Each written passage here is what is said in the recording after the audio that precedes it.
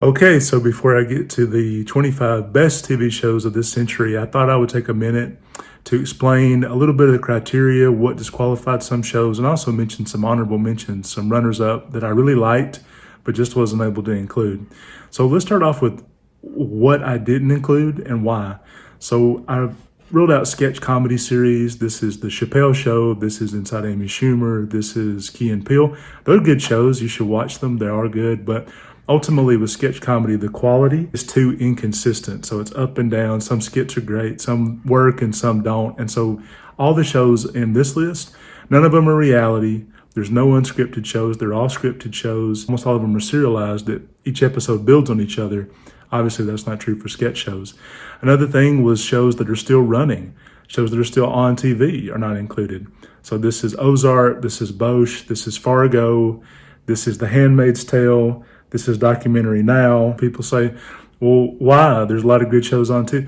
Part of it is because so many shows have had a bad final season, and that really takes it out of it. I would say that disqualified about half the shows I considered putting on here because I love Damages. That was a show on FX. Their first 2 seasons on FX were great. If they'd stopped there, it probably would have been on this list. But the last two on DirecTV sucked. That's also true for, in my opinion, Mad Men had a bad final season.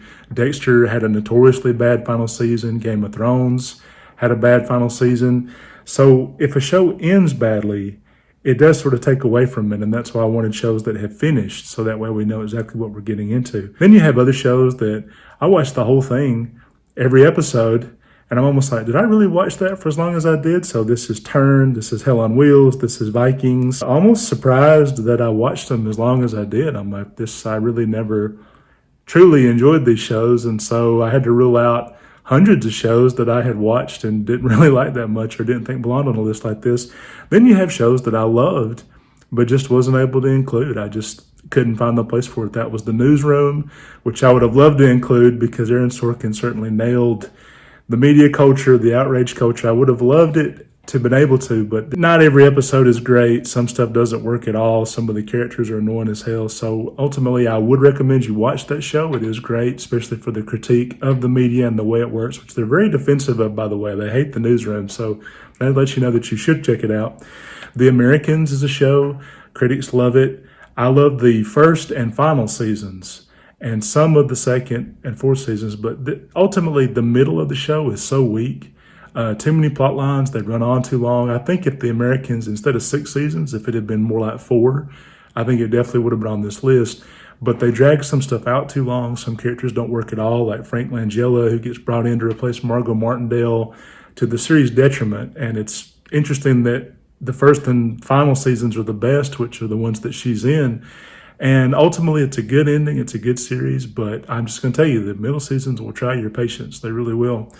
Then there's Veep, a show that I love. That becomes more relevant every day, the stinging critique. Veep, I think, suffers a little bit by not including hardly any Republicans. It's almost all Democrats, and in the world of Democrats and stinging them and that. And, we see a lot of Hillary Clinton barbs. We've seen House of Cards. We've seen a lot of shows.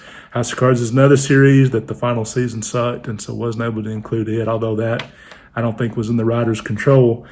Then you have a show like Southland, which was on NBC, got canceled, was put on TNT, one of the few cases where a series improved in quality after being canceled and then put on a different network. I do love Southland, but it's a little too procedural.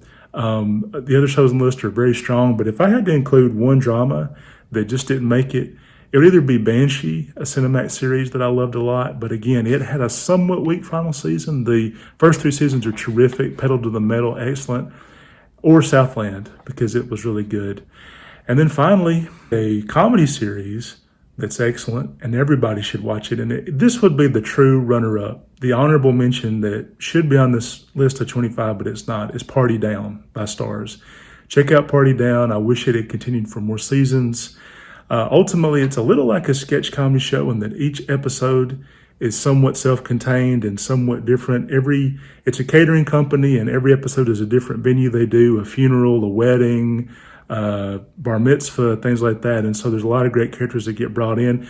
But because each episode is not totally serialized, it doesn't quite build on each other, ultimately, it's hard to say that it's a better show than the 25 I included, but you should definitely watch Party Down.